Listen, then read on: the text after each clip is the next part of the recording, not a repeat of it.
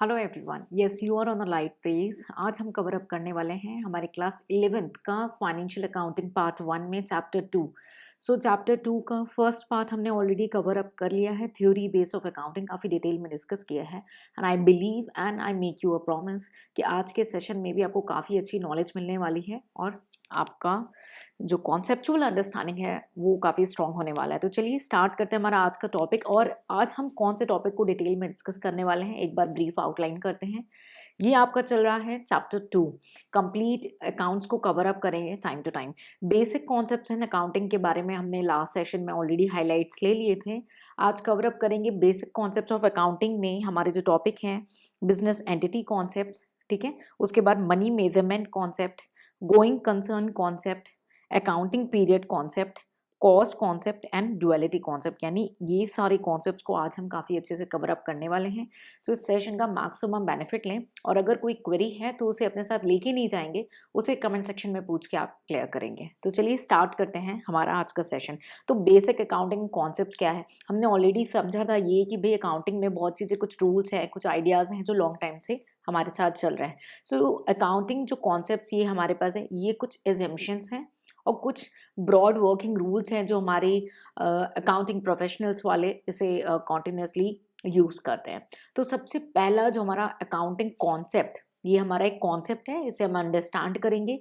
ये एक fundamental idea है, एक एजम्पशन है जिसे हमने एज्यूम किया है। हमने obviously with the gap of time बहुत चीज़ें सीखी हैं जिसे हमने फाइनेंशियल अकाउंटिंग में अप्लाई करना है। सो अकाउंटिंग कॉन्सेप्ट्स क्या हुए? These are referred to the fundamental ideas. These are the fundamental ideas और basic assumptions। या तो ये किसी स्कॉलर के आइडियाज हैं या किसी डेजिग्नेटेड आइडियाज हैं या assumptions हैं, ठीक है। Underlying the theory and practice of financial accounting, okay, and a broad working rule for all accounting activities and developed by the accounting profession। यानी ये आपके लिए काफ़ी यूज़फुल होने वाला है क्योंकि ये एक तरीके के हमारे जो अकाउंटिंग एजम्पशंस हैं उस फॉर्म में हम इन कॉन्सेप्ट्स को अंडरस्टैंड करेंगे। तो सबसे पहला जो हमारा अकाउंटिंग कॉन्सेप्ट रहने वाला है वो है बिजनेस एंटिटी कॉन्सेप्ट। तो देखिए पहले ना बहुत ही ले लैंग्वेज में अंडरस्टैंड करने वाले हैं कि बिजनेस एंटिटी कॉन्सेप्ट होता क्या है, ठीक है। और उसके बाद हम इसमें जो गिवन वर्डिक्ट्स हैं उसे भी रीड करेंगे। तो बिजनेस और एंटिटी, तो ये दो नाम है, ठीक है। बिजनेस एंटिटी, तो हमने ये अज्यूम करना है जो बिजनेस है ना, जो भी बिजनेस है वो एक सेपरेट है, एक सेपरेट आइडेंटिटी है, ठीक है, एक डिस्टिंक्शन है।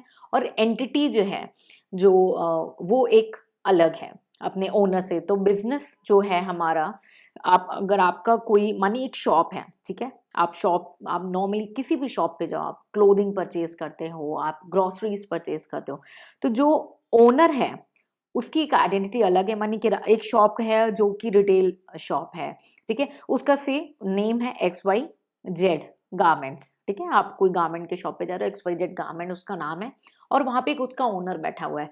तो ये माना जाता है इस कॉन्सेप्ट के अकॉर्डिंग, बिजनेस एंटिटी के कॉन्सेप्ट, कि वो ओनर और वो बिजनेस एंटिटी, वो दो डिफरेंट आइडेंटिटी हैं, वो दो अलग चीजें हैं। ऐसा क्यों है, ऐसे क्यों एज्यूम किया, अभी ब्रीफली कनेक्ट करूंगी।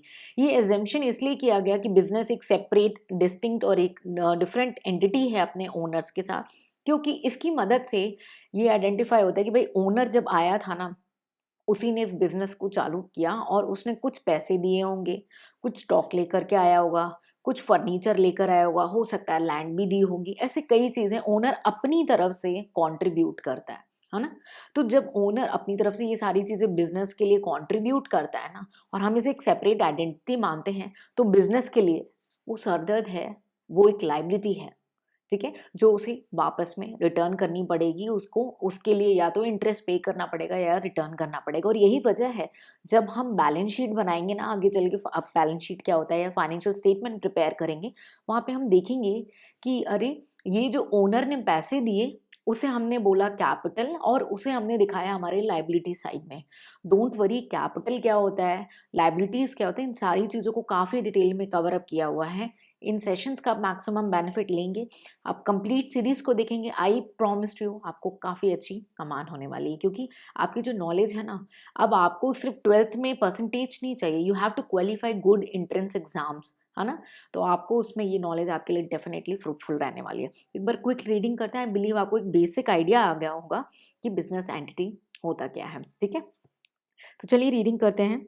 The concept of business entity assume, तो हमने क्या बोला, ये एक एजम्पशन है और ये बिजनेस एंटिटी हमारा एक अकाउंटिंग कॉन्सेप्ट है। Assume that business has a distinct and separate entity from its owner, ये दो डिफरेंट है, बिजनेस अलग चीज है और उसका ओनर ये दो अलग चीज है। अब याद करने के लिए इजीएस्ट है, नाम खुद बोल रहा है सब कुछ, तो रटने वक्त या रिवीजन करते वक्त इतना प्रेशर मत देना, डॉट्स को कनेक्ट करना।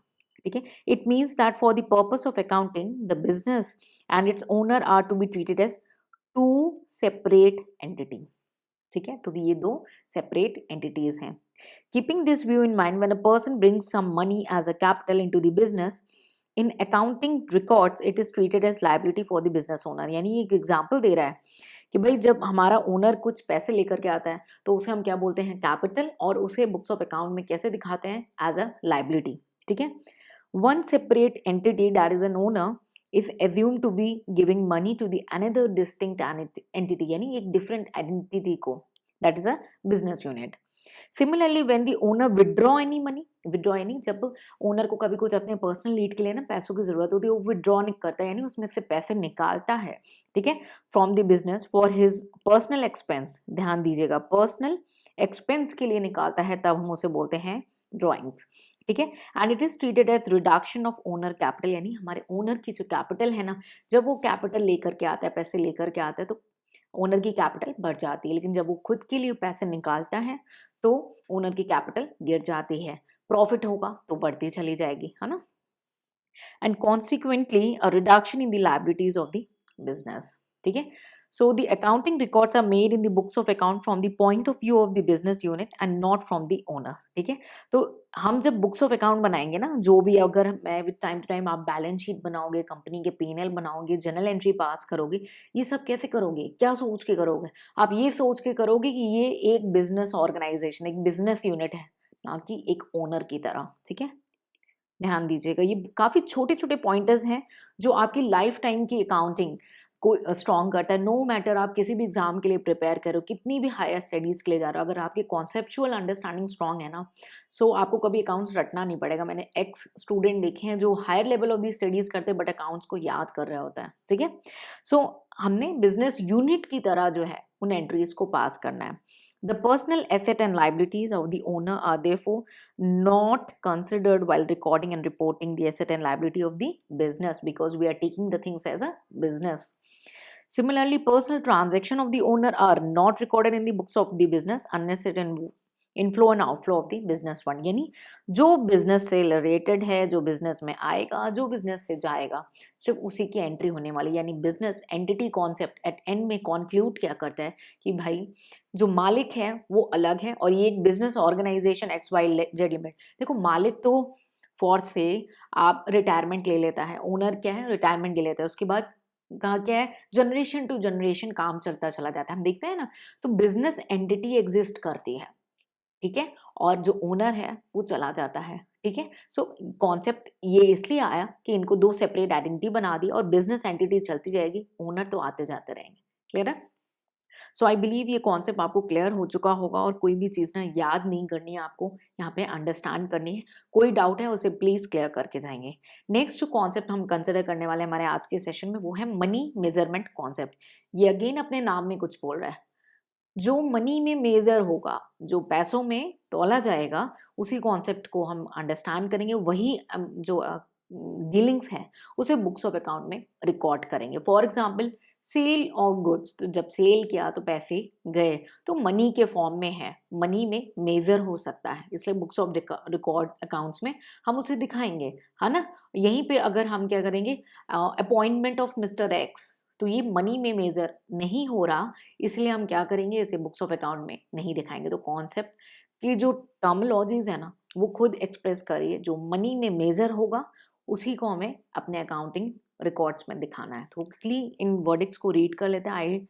मैं जो ले लैंग्वेज में एक्सप्लेन करा रही हूँ, मेरी कोशिश यही है कि इसको अंडरस्टैंड करते अपने माइंड में ये परमानेंटली सेटल हो जाए।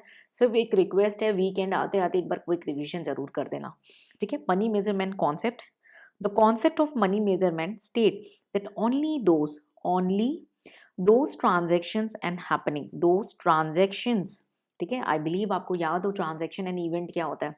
एंड हैपनिंग, हैपनिंग और इवेंट सेम हुआ कि नहीं, ठीक है। In an organization which can be expressed in terms of money, which can be expressed in terms of money means जो money के terms में दिख रहा हो, such as sale of goods और payment of expenses और receipt of income, सब में money आएगा और जाएगा, ठीक है। To be recorded in the books of account. All such transaction or happening, जो भी ये सारे transaction है, जो भी happening हो रही है, ठीक है, cannot be expressed in monetary terms. For example appointment of a manager, manager की अपॉइंटमेंट हो रही तो मनी में वो मेजर नहीं हो रहा, clear. Capability of human resource, जो एम्प्लॉयज़ हैं या जो भी वर्कर्स हैं ऑर्गेनाइजेशन में, उनकी क्या कैपेसिटी है काम करने की, कितने एक्सपर्टीज हैं, कितने स्लो हैं, ये भी मनी में मेजर नहीं हो रहा। और creativity of its research department, image of the organization, organization की गुडविल, उसकी इमेज क्या है, ठीक है, among people is generally do not find a place in accounting records of the firm. इसे हम accounting records of the firm में क्यों नहीं दिखाते, बिकॉज ये मनी में मेजर नहीं हो रहा, ठीक है। सो ये कॉन्सेप्ट आपको आई बिलीव क्लियर हो रहा हो। चलिए आगे बढ़ते हैं। Another important aspect of a concept of money measurement is that its record of the transaction are to be kept not in the physical unit but in the monetary unit। तो काफ़ी important point है कि हमें इसे physical unit में नहीं बल्कि monetary unit में इसे शो करना है अपनी बुक्स ऑफ अकाउंट में। For example an organization may on a particular day have a factory on a piece of land measuring 2 एकड़, ठीक है। अब 2 एकड़ की जमीन है, उसमें जो है फैक्ट्री खोली है। Office building containing 10 rooms, 30 personal computer, 30 office chair, table, bank balance of 5 lakh, raw material weight 20 tons, 100 tons of finish goods. तो ये देखिए ये सब क्या बताया कि भाई एक ज़मीन है 2 एकड़ की, उसमें वहाँ पे बिल्डिंग बनी है जहाँ पे 10 कमरे हैं, ठीक है। रॉ मटेरियल पड़ा है जिनका वेट है 20 टन, कुछ कार्टून्स पड़े हुए हैं, 100 कार्टून पड़े हुए हैं करीबन, ठीक है। तो these assets are expressed in different unit. तो इनकी यूनिट क्या हुई, डिफरेंट हुई। एकड़ यूनिट है, ऑफिस चेयर्स यूनिट है, ठीक है, टर्न्स यूनिट है, कार्टन्स यूनिट है। तो ये डिफरेंट डिफरेंट यूनिट्स में गिवन है। So can not be added to any meaningful information about to the total worth. तो ये कोई मीनिंगफुल इन्फॉर्मेशन शेयर नहीं कर रहा, ठीक है। For accounting purpose these are shown in monetary terms and recorded in rupees और पैसे। तो अकाउंटिंग टर्म्स में हम अकाउंटिंग पर्पस के लिए इसे मॉनेटरी फॉर्म में ही बुक्स ऑफ अकाउंट में दिखाते हैं। फॉर एग्जाम्पल जो कॉस्ट ऑफ फैक्ट्री है वो 2 करोड़ है। For example cost of building में भले 10 कमरे हैं बट हम यूनिट डिफरेंट नहीं दिखाना है, यूनिट सेम दिखाना है। तो ऑफिस बिल्डिंग 1 करोड़ की है, कंप्यूटर 15 लाख का है, ऑफिस चेयर जो है हमारी एंड टेबल्स 2 लाख के हैं, रॉ मटेरियल 33 लाख का है आपका, फिनिश गुड्स से 4 लाख का है। तो जो टोटल एसेट है एंटरप्राइज के वो वैल्यूड होगी, अगर हम इन सब को टोटल करेंगे ना तो ये वैल्यू आ जाएगी 3 crore 59 lakh. So similarly all the transaction are recorded in rupee और paise as when as they take place, यानी कि हमें इसे फिजिकल यूनिट में नहीं दिखाना, हमें इसे मॉनेटरी यूनिट में दिखाना है। काफ़ी इंपॉर्टेंट पॉइंट है, ठीक है, मॉनेटरी यूनिट, ठीक है। रुपये हो सकता है, पैसे हो सकता है, डॉलर में आएगा, कुछ यूरो में आ सकता है, अदर कंट्री की जो करेंसीज हैं, बट इसमें नहीं, केजी में नहीं होगा, sorry, okay, there was an interruption, okay. किसमें नहीं होगा, केजी में नहीं होगा, ठीक है, यूनिट्स में नहीं होगा, ठीक है, और कार्टन्स में नहीं होगा। इसे किस में दिखाना है, मॉनेटरी फॉर्म में दिखाना है, रुपीज़ में दिखाना है, पैसे में दिखाना है, ठीक है। आई बिलीव आपको क्लियर हो गया, ठीक है। तो मनी मेजरमेंट कॉन्सेप्ट, आप इस कॉन्सेप्ट को एक बार क्विकली कवर अप कर लेंगे। भाई हर एक जो कॉन्सेप्ट है तो उसके कुछ ना कुछ हमें लिमिटेशंस देखने को मिलते हैं। तो इसका भी एक ऐसे लिमिटेशन है कि भाई अगर प्राइस चेंज हो रहा है और मनी की जो वैल्यू है वो सेम नहीं रह जाती over the period of time, ठीक है। तो जैसे पहले ना आपको जो एक चॉकलेट मिलता था 10 रुपए का, वो आज 10 रुपए में नहीं मिलेगा, और अगर 10 रुपए में मिल रहा होगा ना तो उसका वेट कम होगा, उसका वेट रिड्यूस्ड होगा, है ना, क्वांटिटी कम हो चुकी होगी। इसका मतलब तब भी आप सेम क्वांटिटी में सेम अमाउंट में जो आज से 5 साल पहले मिलता था वो आज नहीं मिलेगा, या 10 साल पहले मिलता था वो आज नहीं मिलेगा। तो ये जो मनी में मेजरमेंट वाली बात है ना, इसके खुद के अपने लिमिटेशंस हैं, कुछ ड्रॉबैक्स भी हैं, ठीक है। हम बहुत सारे ऐसे पॉइंटर्स हैं ना जिन्हें शॉर्ट्स के फॉर्म में भी कवर अप कर रहे हैं, कुछ एक्स्ट्रा नॉलेज, तो आप उन्हें भी रिफर करते रहेंगे अपनी एक्स्ट्रा नॉलेज के लिए, ठीक है। नेक्स्ट कॉन्सेप्ट की ओर बढ़े, एंड आई बिलीव आपको मनी में जो मेजर करने वाली बात है, जो रुपी में आप दिखा सकते हैं, ना कि 10 रूम्स के फॉर्म में, ना कि 100 कार्टून्स के फॉर्म में, ना कि 30 चेयर्स के फॉर्म में, उसे सिर्फ रुपीस के फॉर्म में या पैसे के फॉर्म में शो कर सकते हैं। क्लियर है ना? Money measurement concept. आगे बढ़ते हैं, गोइंग कंसर्न कॉन्सेप्ट। अगेन ले लैंग्वेज में समझेंगे, फिर वर्ड इसको रीड करेंगे। गोइंग कंसर्न, जो चलता रहे, गोइंग कंसर्न। अब कंसर्न यानी बिजनेस को बोला गया है यहाँ पे, कंसर्न को। तो गोइंग कंसर्न कॉन्सेप्ट ये अगेन एक एजम्पशन है, ठीक है। तो हमने मनी मेजरमेंट के बारे में अभी हमने जब लास्ट में कवर अप किया, तो मनी मेजरमेंट हमें डिफरेंट पिक्चर शो किया। बिजनेस एंटिटी में भी हमने बिजनेस को एज्यूम किया कि बिजनेस और ओनर दो अलग चीज़ हैं। यहाँ पे गोइंग कंसर्न को भी हमने एज्यूम किया कि जो बिजनेस है ना, वो लगातार चलेगा। ऐसा नहीं है कि आज सोए और कल उठे बिजनेस ओवर, ऐसा नहीं है। बिजनेस जो कंसर्न है वो लॉन्गर पीरियड में चलेगा। और ये इसलिए एज्यूम करते हैं ना, ताकि आप कुछ भी बाय कर रहे हो वो एसेट है आपके लिए या नहीं, या उसे रेवेन्यू में कैसे शो करना है, वो सॉल्यूशन करने में हमें गोइंग कंसर्न कॉन्सेप्ट काफ़ी अच्छे से मदद करता है, ठीक है। तो गोइंग कंसर्न कॉन्सेप्ट हमें मदद करेगा to identify the things as asset and revenue, ठीक है, क्योंकि हमने बिजनेस को लॉन्ग ड्यूरेशन में कंसिडर करना है। सो गोइंग कंसर्न नाम खुद बोल रहा है। क्लियर? एक बार क्विकली वर्डिक्ट्स को रीड करते हैं। The concept of going concern that a business firm would continue to carry out its operation indefinitely. Indefinitely means बहुत लंबे समय तक. That is for fairly a long period of time and would not be liquidated in the foreseeable future. यानी ऐसा नहीं है कि हमें पता है कि आज से 5 साल के बाद मेरा बिजनेस बंद हो जाएगा, लिक्विडेट हो जाएगा, खत्म हो जाएगा। ऐसा कोई भी नहीं सोचता ना। हमें ये सोचा कि बिजनेस बहुत ही लॉन्ग पीरियड में चलेगा, है ना, फोर्सेबल फ्यूचर, लंबे समय के लिए। This is an important assumption of the accounting as it provides a very basic of showing the value of assets in the balance sheet. यानी ये हमें किस में मदद करता है, हमारी बैलेंस शीट में हम अपनी एसेट्स को कैसे शो करेंगे वो दिखाने में जो है हमें गोइंग कंसर्न कॉन्सेप्ट से मदद मिलती है। क्लियर? एग्जाम्पल को रीड करते हैं। An asset may be defined as a bundle of services when a purchase an asset, for example a personal computer for sum of 50,000। यानी माना कि हमने कोई कंप्यूटर परचेज की जिसकी वैल्यू थी 50,000, ठीक है। What we are buying really is a service of the computer that we shall getting over its estimated life of say 5 year। यानी हम क्या जनरली बाय कर रहे हैं, हम एक सर्विस बाय कर रहे हैं जो कंप्यूटर को हमको यूज करने के 5 साल में यूज करने से मदद मिलेगी, ठीक है। It will not be fair to charge the whole amount of 50,000 from the revenue of the year in which asset is purchased.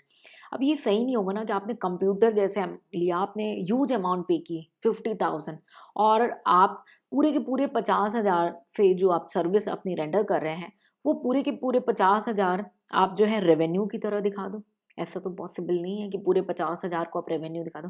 फिर हम क्या करेंगे, ये गोइंग कंसर्न कॉन्सेप्ट हमें हेल्प करेगा that a part of the asset जो उस साल से रिलेटेड हो, विच कैन बी कंज्यूम्ड और यूज्ड। ध्यान दीजिएगा, जो उस साल में यूज्ड हो रहा है या कंज्यूम्ड हो रहा है ड्यूरिंग अ पीरियड, उस दौरान should be charge from the revenue of that period. यानी उसको जितना पोर्शन हम यूज, फॉर एग्जाम्पल आप अपना आगे चल के एक वर्ड और सीखेंगे, डेप्रिसिएशन।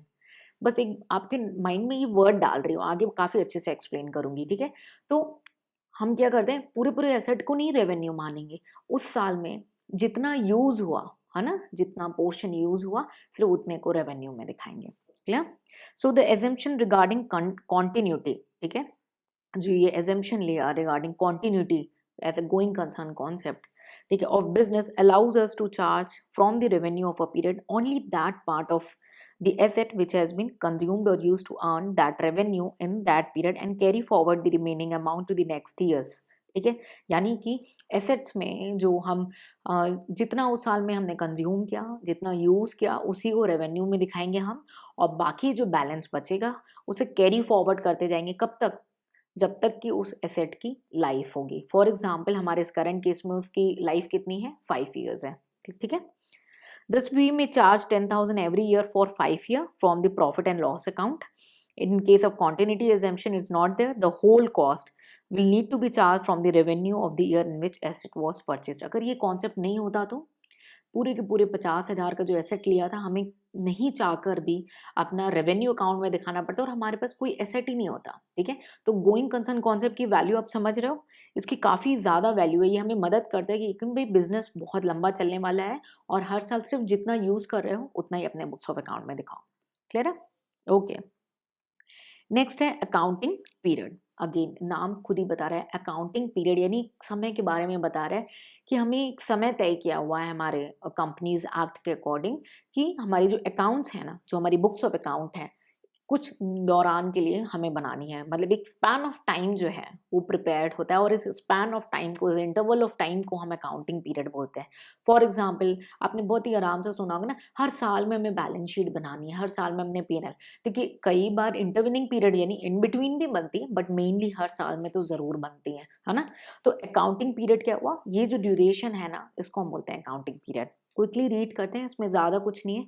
अकाउंट्स बनाने का ड्यूरेशन जो है उस इस कॉन्सेप्ट के अंदर फॉल करता है, ठीक है।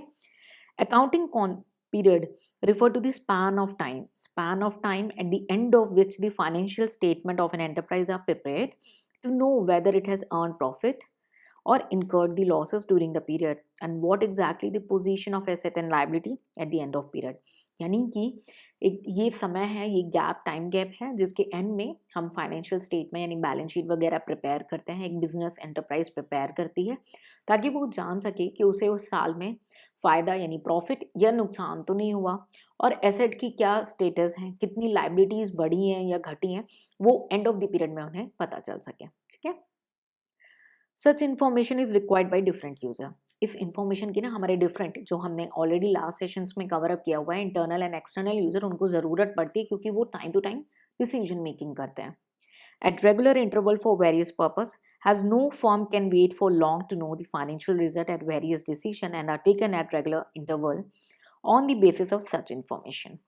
The financial statement are therefore prepared at regular interval. Financial statement क्या है, वो regular interval में prepare होती हैं, normally after a period of 1 year. Generally हम 1 साल का duration लेते हैं.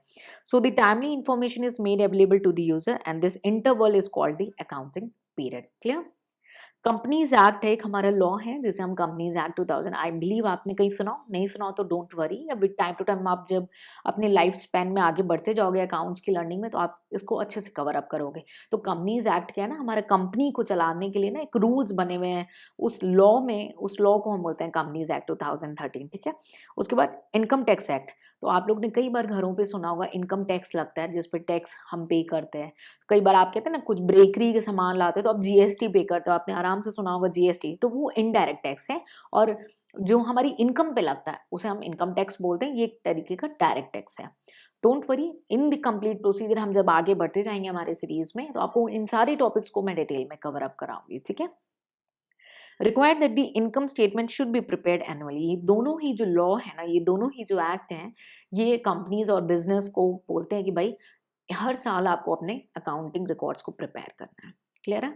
सो ये रहा हमारा अकाउंटिंग पीरियड, जो कि ड्यूरेशन है कि हमें फाइनेंशियल अकाउंट्स को प्रिपेयर करना है। एक बार क्विकली रीडिंग कर लेना आप, कोई डाउट होगा तो उसे अपने साथ लेके मत जाना, उसे पूछ के क्लियर करना, ठीक है। नेक्स्ट जो हम कवर अप करने वाले हैं, कॉस्ट कॉन्सेप्ट। अगेन नाम खुद ही बता रहा है कि बुक्स ऑफ अकाउंट में हम भाई अकाउंटिंग का सब्जेक्ट पढ़ रहे हैं तो उसी के बारे में बात कर रहे हैं हम। तो उसके लिए हम बुक्स ऑफ अकाउंट बनते हैं, यानी हम बैलेंस शीट बनाएंगे, जर्नल एंट्री पास करेंगे, लेजर बनाएंगे, ये सारी चीज़ें कुछ कुछ हैं जो आगे चल के पता चलेंगी आपको और डिटेल में।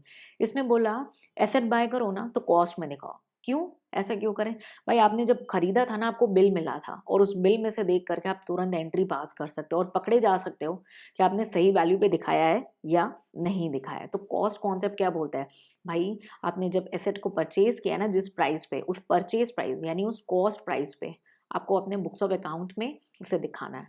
यानी आपने एसेट को जो परचेज किया उसे आपकी फैक्ट्री, आपके बिजनेस एरिया में लाना, यानी ट्रांसपोर्टेशन जो लगा उसको, मानो कुछ इंस्टॉल करना था। फॉर एग्जाम्पल मान लेते आपने एसी खरीदी या कोई मशीन खरीदी तो आपने उसे बाय किया तो उसका खर्चा कॉस्ट ऑफ एक्विजिशन हुआ, वो आपकी फैक्ट्री तक आई तो उसका ट्रांसपोर्टेशन खर्चा, प्लस उसको इंस्टॉल करना पड़ा उस मशीन को तो इंस्टॉलेशन एक्सपेंस, ठीक है। और उसे यूज़ करने के लिए मे बी आपको पाइपलाइन की ज़रूरत हुई, इलेक्ट्रिसिटी, तो उसे रेडी टू यूज़ बनाने के लिए जो खर्चे हुए, ये सारे खर्चे हमारे कॉस्ट हुए। और कॉस्ट कॉन्सेप्ट क्या बोलता है, एसेट्स को कॉस्ट पे दिखाओ, और इसीलिए इसको हम कई बार बोलते हैं हिस्टोरिकल कॉस्ट कॉन्सेप्ट, ठीक है।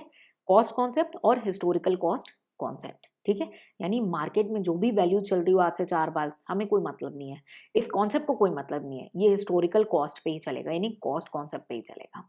क्लियर है? क्विकली रीड करते हैं और अगर कोई डाउट होगा तो पूछ के जाएंगे। The cost concept require that all assets are recorded in the books of account at their purchase price, okay, at their purchase price, which include purchase price में क्या क्या include है, cost of acquisition जिस पे आपने asset को buy करा, transportation उस asset को आपकी factory तक किसे लाने का खर्चा, installation उस एसेट को इंस्टॉल करने का, and making the asset ready to use ताकि वो यूज के लिए लायक बन सके, इन सारे खर्चे को, ठीक है, ये बिल्कुल अच्छे से कवर अप कर लो। कॉस्ट कॉन्सेप्ट रटना नहीं, बहुत आराम से बात है भाई। मशीन खरीदी, वो आपकी दुकान तक आएगी तो ट्रांसपोर्टेशन खर्चा लगेगा, फिर उसे इंस्टॉल करेगा, फिर उसमें कुछ और भी चीज़ें। एसी का एग्जाम्पल ले लो, बहुत अच्छे से समझ जाओगे। ठीक है, एग्जाम्पल एक दिया हुआ है बुक में, वो भी रीड करते हैं। On June 2005 an old plant was purchase, एक ओल्ड प्लांट परचेज किया गया 50 lakh by Shiv enterprise which is into the business of manufacturing detergent powder. ये डिटर्जेंट पाउडर का काम करते हैं, उसको बनाते हैं। तो इन्होंने क्या किया, एक ओल्ड प्लांट को परचेज किया। एन अमाउंट ऑफ से 10,000 वॉज स्पेंट ऑन ट्रांसपोर्टेशन, ठीक है, to the plant to the factory side, transport का खर्चा लगा। ठीक है, in addition 15,000 was spent on repair for bringing the plant in the running position, तो रिपेयर का लगा। 25,000 on installation. The total amount to which plant to be recorded in the books of account would be the sum of all these things. ठीक है, यानी ये total, तो जितनी मैंने स्टोरी बताई ना, एक बार क्विकली एग्जाम्पल से भी कोलिंग करना, अपने घर पे भी कोलिंग करना, अपने शॉप से कोलिंग रखना, अपने बिजनेस से, आपको ये कॉन्सेप्ट अच्छे से क्लियर होगा। Cost concept clear. The concept of cost is historical in nature. देखो ये बता दिया इसने, हिस्टोरिकल इन नेचर, तभी इसको कई बार बोला जाता है हिस्टोरिकल कॉस्ट कॉन्सेप्ट। ठीक है, as it something which has been paid on the date of acquisition and does not change year after year, यानी ये समय समय से बदलेगा नहीं। जब आपने बाय किया, जितने रुपए में बाय किया, वही आपकी बुक्स दिखाएगी। Clear. Adoption of historical costs brings an objectivity in recording as a cost of acquisition is easily viable. ठीक है, तो हम इसे क्यों बोलते हैं कि काफ़ी ये ऑब्जेक्टिवली वायबल है, बिकॉज आपने जितने में बाय किया था, आपके पास उसकी रसीद मिलेगी, आपके पास बिल मिलेगा, और उसे इजीली चेक किया जा सकता है, इजीली वेरीफाई किया जा सकता है फ्रॉम द परचेज डॉक्यूमेंट्स, जिसे आपने परचेज डॉक्यूमेंट यानी बिल कह सकते हैं। The market value basis on the other hand is not reliable as the value of an asset may change from time to time, making the comparison over one period to another difficult. तो हमने market value को क्यों नहीं लिया? तो ये concept कह रहा है भाई कि मार्केट वैल्यू को लोगे ना तो वो हर साल चेंज होती रहेगी। और जो हमने कॉन्सेप्ट पढ़ा था ना, आई बिलीव आप लास्ट सेशंस को अच्छे से सुन के आए होंगे, जहाँ पे हमने ये रिकॉल किया था कि भाई एक फर्म जो है इंट्रा फर्म भी कंपैरिजन करती है, इंटर फर्म भी कंपैरिजन करती है। तो ये कॉन्सेप्ट बोलते हैं भाई कंपैरिजन मुश्किल हो जाएगा मार्केट वैल्यू पे चलोगे तो। ठीक है, सो हमें मार्केट वैल्यू पे चलने पे क्या होगा, एक पीरियड से, एक समय से दूसरे समय में कंपैरिजन करने में डिफिकल्टी होगी। तो ये कॉन्सेप्ट की वजह से आपने एक नई पॉइंट सीखा। ठीक है, हाउएवर एन इम्पॉर्टेंट लिमिटेशन, अब भाई फायदा तो हमने देख लिया, नुकसान भी देख लेते हैं। इसका नुकसान क्या है? The historical cost basis is that it does not show the true worth, यानी कि बिजनेस की आज की क्या वैल्यू है उस पर्टिकुलर एसेट की, उस लैंड की, वो नहीं आज पता पड़ रही है, उसकी ट्रू वर्थ नहीं दिख रही है हमें of the business, and may lead to a hidden profit. इसकी वजह से कुछ हिडन प्रॉफिट भी दिख सकते हैं, उसकी आज ट्रू वर्थ हमें नजर नहीं आ रही है। ठीक है, तो ये ब्रीफली रीड कर लेंगे, कोई डाउट होगा तो उसे पूछ के क्लियर करेंगे। और आज का हमारा लास्ट कॉन्सेप्ट रहने वाला है डुअल एस्पेक्ट कॉन्सेप्ट। डुअल यानी दो, समझ में आ रहा है? तो अकाउंट्स ने बोला कि भाई ये जो डुअल एस्पेक्ट कॉन्सेप्ट है ना, ये बोल रहा है कि अकाउंट का कोई भी ट्रांजैक्शन हो, कोई भी इवेंट हो, कोई भी हैपनिंग हो, उसके दो इफेक्ट होंगे, ये दो धारी काम करेगा, दो अकाउंट्स में इम्पैक्ट करेगा। ठीक है, तो डुअल नाम ही है, डुअल एस्पेक्ट। ठीक है, so the dual aspect is a foundation और बेसिक प्रिंसिपल, इसको हम एक बेसिक प्रिंसिपल, ये एजम्पशन नहीं है, एक बेसिक प्रिंसिपल ऑफ अकाउंटिंग माना गया है। ठीक है, it provide the very basis of recording business transaction, ठीक है, into the books of account. This concept stated every transaction has a dual और टू फोल्ड इफेक्ट। इसका क्या कहना है? हर एक ट्रांजेक्शन के दो इफेक्ट हैं या टू फोल्ड इफेक्ट हैं, and should therefore be recorded at two places. ठीक है, तो नाम खुद ही बोल रहा है कि भाई दो जगह पे हमें रिकॉर्ड करो। In other words, at least two accounting will be involved in recording a transaction, यानी दो accounting impact होंगे while recording the transactions।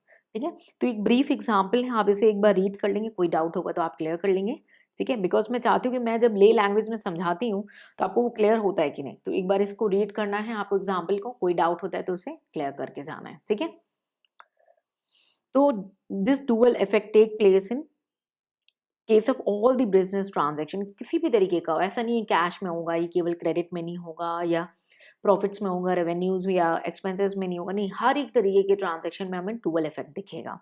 ठीक है, and also known as duality principle. क्या इसको बोलते हैं, इसको एक और नाम से बोल दिया, duality principle. Duality principle, clear.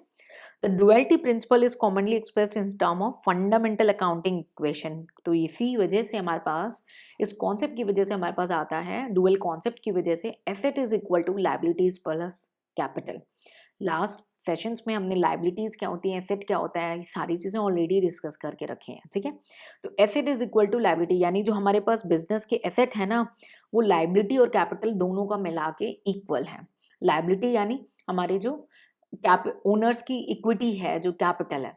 ठीक है, और सॉरी, कैपिटल मींस ओनर, जो आपके ओनर लेकर के आ रहे हैं, that is a capital. And liabilities में आपकी अदर लायबिलिटीज हो गई, आउटसाइड लायबिलिटीज, क्रेडिटर्स हो गए। ठीक है, the equation state that asset of a business are always equal to claim of the owner and outsider।